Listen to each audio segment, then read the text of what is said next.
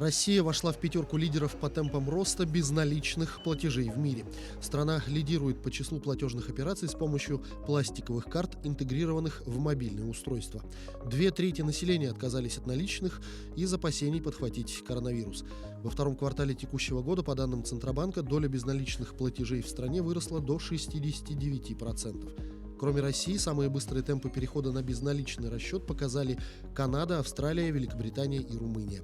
Главная причина отказа от наличных – коронавирус, который, по заявлению Всемирной организации здравоохранения, переносится с помощью бумажных купюр.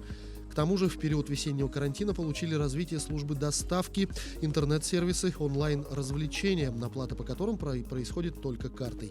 Также рост безналичных операций связан с ограничениями в работе кафе и баров, куда чаще всего люди приходят с наличными.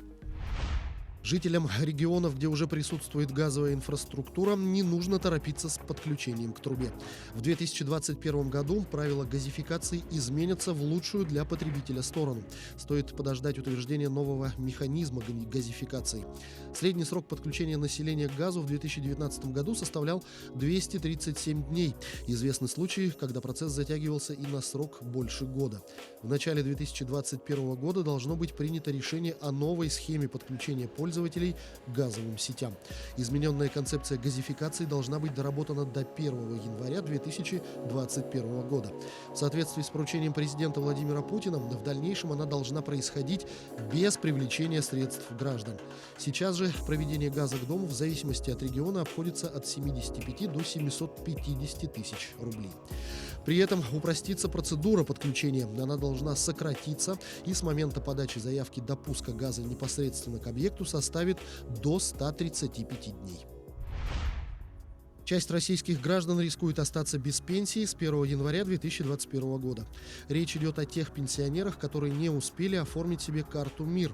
31 декабря текущего года – это окончательный срок, к которому российские пенсионеры, получающие пенсию на банковскую карту, должны быть переведены банками на использование карты МИР.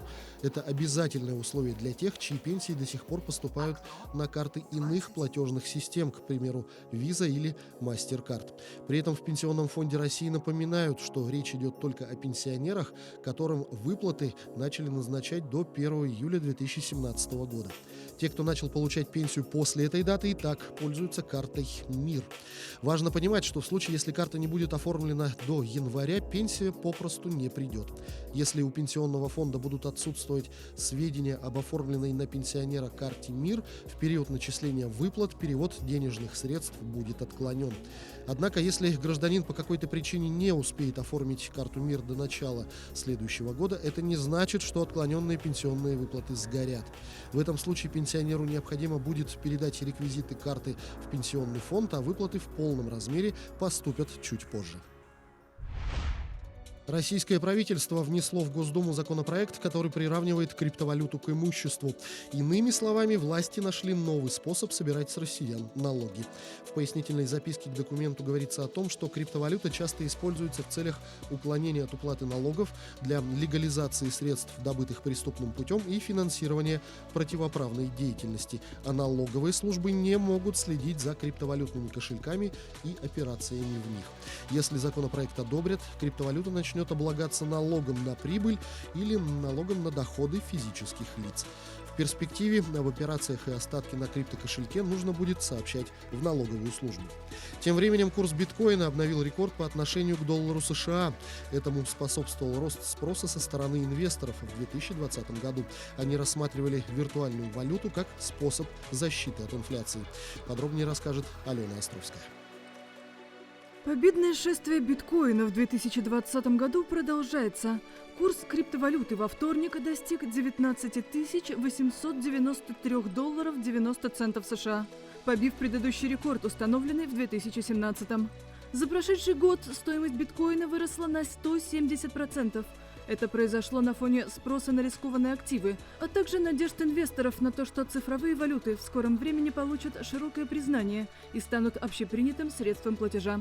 12-летняя история биткоина пестрит крутыми взлетами и столь же резкими падениями. В сравнении с традиционными активами рынок криптовалют крайне непрозрачен. Однако аналитики полагают, что за прошедшие 3 года биткоин эволюционировал.